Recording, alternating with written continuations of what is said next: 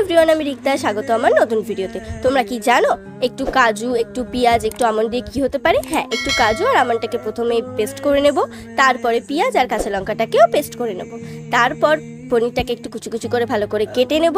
কেটে নেওয়ার পর যেটা করতে হবে সেটা হচ্ছে আমাদের এই কেশরটাকে একটু জলে ভিজিয়ে নিতে হবে। সেটা ভেজানোর পর চলে যাব কড়াইতে, মানে কড়াইতে তেলটা গরম করে নেব, তারপর জিরে গুঁড়ো দেব, লবঙ্গ, দারচিনি আর তেজপাতা, তারপরে কুচি কুচি করা পেঁয়াজটাও দিয়ে দেবো, একটু নেড়ে চেড়ে নিয়ে দেবো আদার পেস্টটা, তারপর দিয়ে দেবো ওই কাজু আর আমন্ডের পেস্ট, আর তারপর ওর সাথে দিয়ে দেবো পেঁয়াজ আর কাঁচা লঙ্কার পেস্টটা। সেটাকে একটু ভালো করে কষিয়ে নেবো। তার সাথেই দিয়ে দেবো এই ধনে গুঁড়োটা, একটু হালকা গরম মশলা, নুন আর স্বাদ মতো চিনি। চিনি তো আমার পছন্দের। এটাকে ভালো করে মশলাটাকে কষাতে হবে যতক্ষণ একটু জল ছাড়ে। তারপরে হালকা একটু জল দিয়ে দিয়ে দিয়ে ভালো করে কষিয়ে নেবো। তারপর পনিরগুলোকে দিয়ে দেবো। পনিরগুলো দেওয়ার পর ভালো করে আবার একটু নাড়িয়ে চাড়িয়ে নেবো কিছুক্ষণ।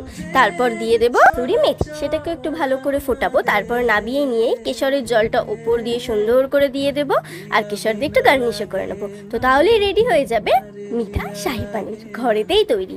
আর সত্যি কথা বলতে আমি এটা বানিয়েছিলাম, আমার যেহেতু খুব কদিন ধরে শরীর খারাপ যাচ্ছিল, আমি একদম কোনো ঝাল কিছু খেতে পারছিলাম না, তাদের জন্য তো এটা একদম বেস্ট। কারণ আমার তো খুব ভালো লেগেছে খেয়ে। আর তোমরাও কিন্তু এটা ট্রাই করতে পারো, যাদের ঝাল খেতে যারা পছন্দ করো না, প্লাস যাদের মুখে সেলেসা হয়েছে বা কিছু প্রবলেম হয়েছে, তারা তো এটা মাস্ট ট্রাই করতে পারো। খুব ভালো রেসিপিটা ভালো লাগলে অবশ্যই একটা লাইক কমেন্ট করে দিও। এখনের মতো বাই।